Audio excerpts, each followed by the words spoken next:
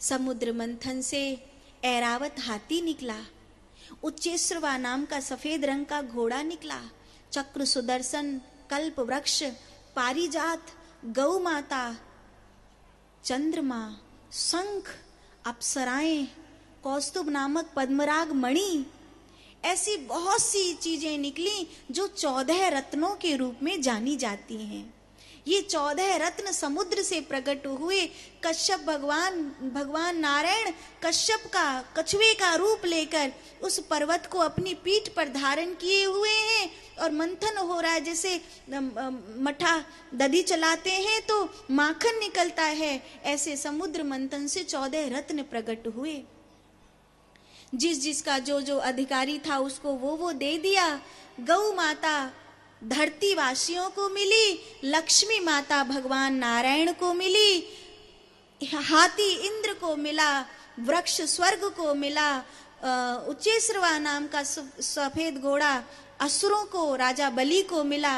ऐसे करके जो जिसके लायक था वो उसको दे दिया। और उसके बाद धन्वंतरी भगवान अमृत का कलश लेकर के प्रकट हुए। अमृत को मैं पीऊंगा ऐसा झगड़ा होने लगा तो मोहिनी भगवान ने अमृत का बंटवारा किया।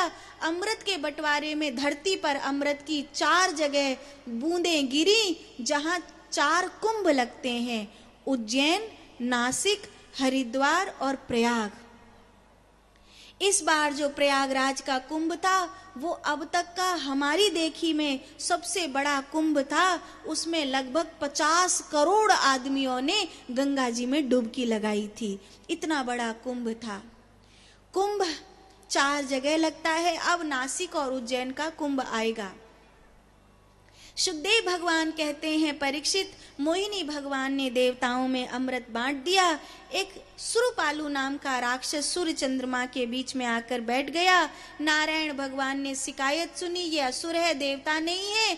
आखिरकार वो अमृत तो उसका नाभि तक चला गया था, इसलिए वो मरा नहीं। उसका जो सर हुआ वो राहु कहलाया और जो धड़ हुआ वो केतु कहलाया। राहु केतु को 9 ग्रहों में वास मिल गया। 6वें और 12वें रूप में ये हर एक व्यक्ति की कुंडली में रहने लग गए। इसके बाद अमृत पीने पर देवता स्वर्ग के स्वामी हो गए और राक्षसों को शुक्राचार्य जी ने संजीवनी विद्या के द्वारा भृगु पक्ष में भार्गववंशी ब्राह्मणों की पूजा करते हुए विश्वजीत नामक 99 यज्ञ कराए। और इन यज्ञ का परिणाम ये हुआ कि राजा बलि ने तीनों त्रिलोकी को जीत लिया। अमृत पीने वाले देवता भी हार गए। तब धरती पर वामन भगवान का अवतार हुआ।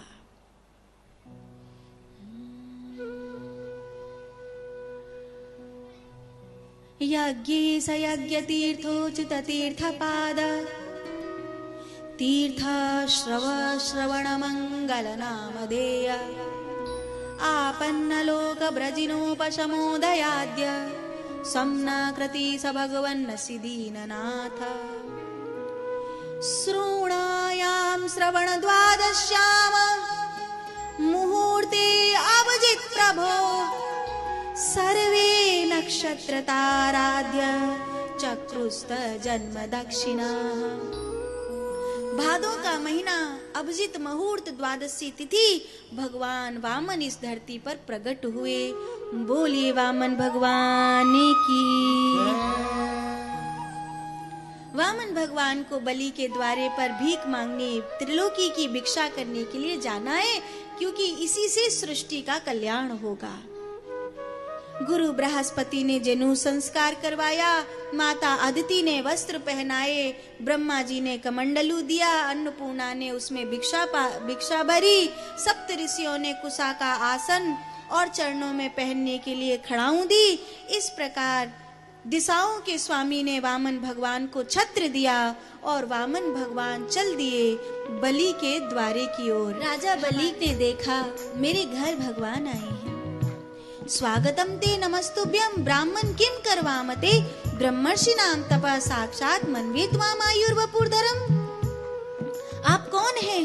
सूर्य सा तेज, चंद्रमा सी शीतलता आपकी आंखों में, संतों की तपस्या जैसे मूर्ति बनकर आ गई हो। कौन है आप? क्या दूं मैं आपके चरणों में? क्या चढ़ा दूं? राजन, भूमि दान मांगने आया हूं। मेरे घर भगवान आए हैं। भूमि दान जितनी चाहे ले लो, त्रिलोकी का स्वामी हूं, जहां से चाहे जितनी चाहिए उतनी ले लो, कोई मना करने वाला नहीं। राजन, इस तरह भूमि दान नहीं, मुझे मेरे आसन बिछाने के लिए भूमि चाहिए, तो 3 पग भूमि, वो भी मेरे पग से। तस्मा तत्वो महिमीषद व्रणेहम वरदर्शभात पदानि त्रीणि दैत्रेंद्र सम्मतानि पदा मम। 3 पग भूमि, वो भी हमारे पांव से। शुक्राचार्य जी ने देखा, रुक जा राजा, ये कोई वामन नहीं है, एषा विरोचने साक्षात भगवान विष्णुरव्ययः कश्यप अदितिर्ये जातो देवानां कार्य साधक। ये नारायण है, क्या तू इन्हें पहचान नहीं सकता? देख इनकी आंखों में सच्चिदानंद है, ये नारायण है।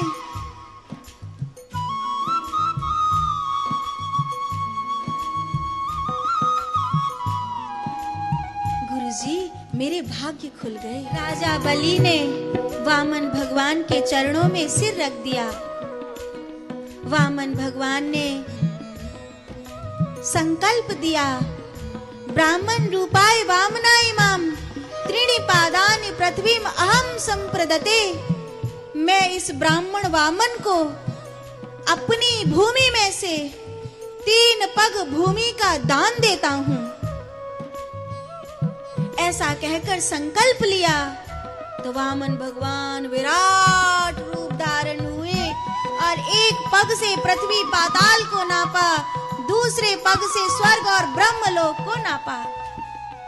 राजन, तुमने कहा था तुम हमें 3 पग भूमि का दान दोगे, लेकिन तुम्हारा सब कुछ 2 पग में खत्म हो गया। अब तुम हमें और 3रा पग दान कहां से दोगे? राजा बलि सोच में पड़ गए। प्रभु, एक बात बताइए तो। हाँ, पूछो।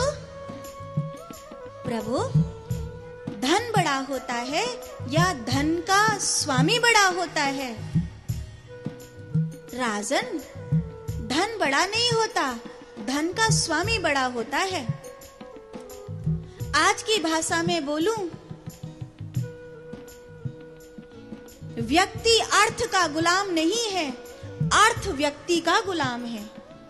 अगर उल्टा हो जाएगा, व्यक्ति अर्थ का गुलाम हो जाएगा, अर्थात इंसान पैसे के लिए जीने लगेगा, तो उसका धर्म बिक जाएगा, ईमान बिक जाएगा, फिर तो उस इंसान के पास कुछ भी नहीं बचेगा। तब तो बलि ने कहा, आपने मेरे धन को नापा है, अभी तक आपने मेरे धन को ही दान में लिया है। मेरे धन को दान लेने वाले भगवान, मुझे भी दान ले लीजिए। इस 3रे पग में मैं अपने आप को दान देता हूं। ऐसा कहकर राजा बलि ने अपना मस्तक भगवान के चरणों की ओर कर दिया कि अपने पग की धूल मेरे सर पे धर दो। देवता बाजे बजाने लगे, फूल बरसाने लगे, दानी हो तो राजा बलि के जैसा। आज उसने भगवान को अपना बना लिया।